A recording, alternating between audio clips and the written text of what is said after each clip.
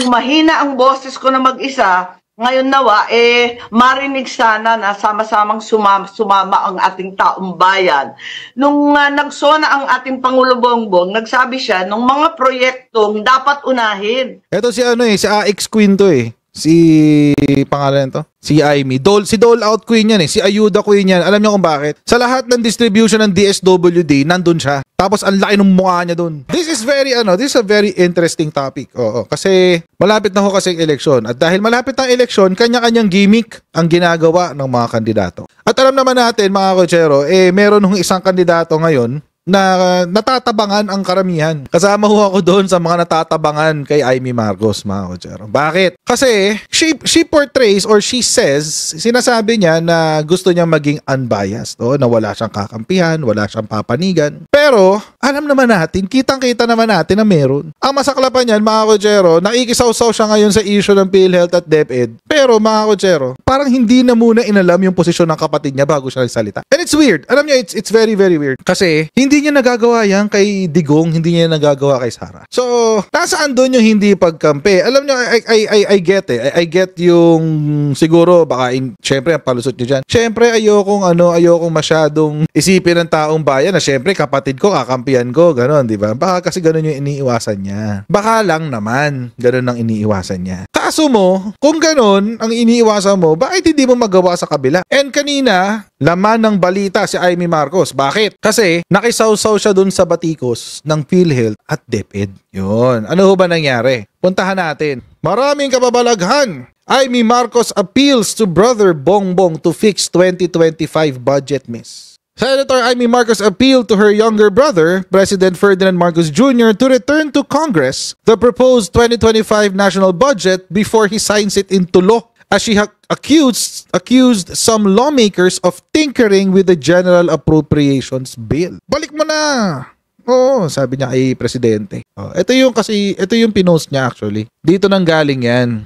Pakinggan natin. Tal naman, gusto niya maging bida. Ito na, bida ka na ngayon, ating. Bida ka na, manang! Nananawagan na lang ako sa aking kapatid. Kung mahina ang boses ko na mag-isa, ngayon nawa, marinig sana na sama-samang sumama ang ating taong bayan.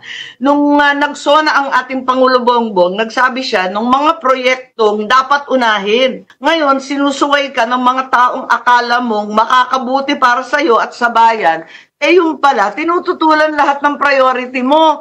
Nako, kaya nananawagan ako sa palasyo, pakitutukan na ang mga issue at pondo ng budget, line by line yan. Nasa kanya na lamang ang pag-asa na talagang hindi tanggalin yung mahahalaga. Wag naman i-zero yung PhilHealth, yung flood control, wala na. Paano? Parang tinanggal na nun. Nasa 1.1 trillion daw yung public works. Sa dami-dami ng pera na linagay sa public works, bakit walang flood control?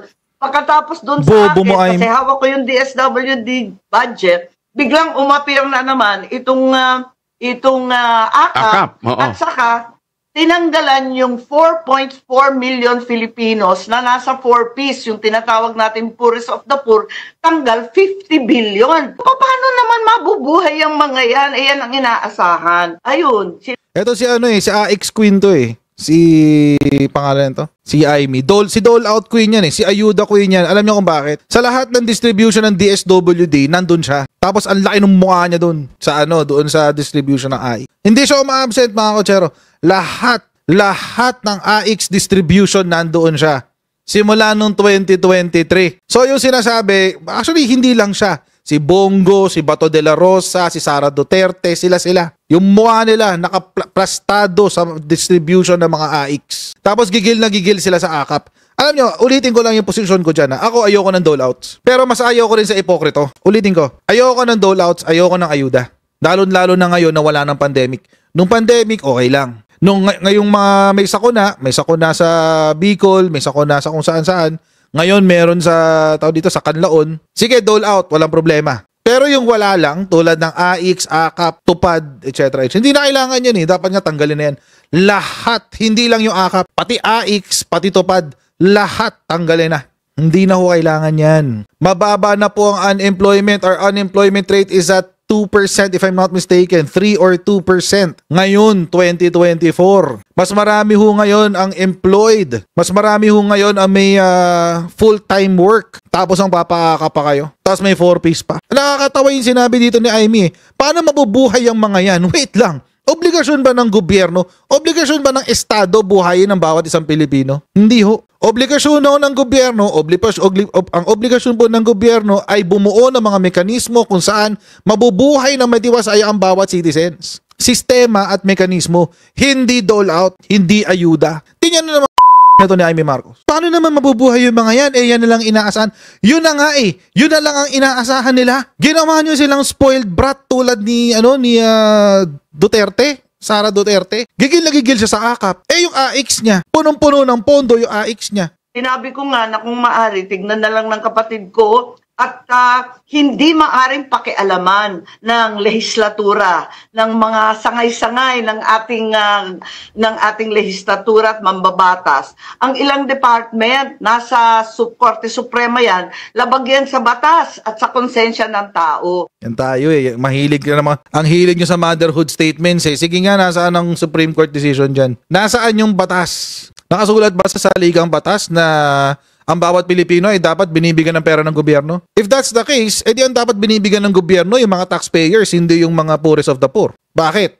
Yung taxpayers ang nagbibigay ng tax Do you understand? Do you get my drift? Hindi, alam nyo mga kotsero, ako nagtataka ako ba't gigil na gigil si Amy Marcos sa AKAP, pero hindi siya makapagsalita tungkol sa AX. Tanggalin na lahat. Kung tatanggalin nyo AKAP, tanggalin nyo na lahat. Kasi lahat ng yan ay ginagamit nyo lamang, kayong mga politiko, including those in the lower house, kayong mga politiko, ginagamit nyo yung dole out para magpabango. Hindi namin kayo kailangan. Ang kailangan namin yung buong gobyerno. Alam nyo ba't kailangan nila ng AX tsaka ng AKAP? Ito real talk. Pati sa mga nasa lower house. Alam nyo ba't kailangan nila ng AX tsaka AKAP? Kasi ang lehislatura, mga kotsero, walang mandato for social services. Hindi kasama sa kanilang mandate ang social services. Yung nagbibigay ka ng ayuda, hindi kasama sa mandato nila yun. It's not part of their job, kumbaga. Wala sa job description nila yun. Ngayon, paano ka magpapabida sa distrito mo? Hindi ba? Paano ka magpapabida sa distrito mo? Kung senador ka, kung hindi naman pala kasama sa trabaho mo, ang dole out, ang social service, paano ka magpapabida sa sambayan ng Pilipino? Wala. Ano lang ang paraan para makapagpabida ka? AKAP, AX, tupad. Yun lang yun. Kaya nga natatawa ako sa mga senador na bumabati ko sa AKAP Pare-pareho lang kayo ang pa-plastic nyo. Lalo na to si Amy Marcos. Sobrang plastic. Lahat naman sila ay isa ng motibo. Tingnan nyo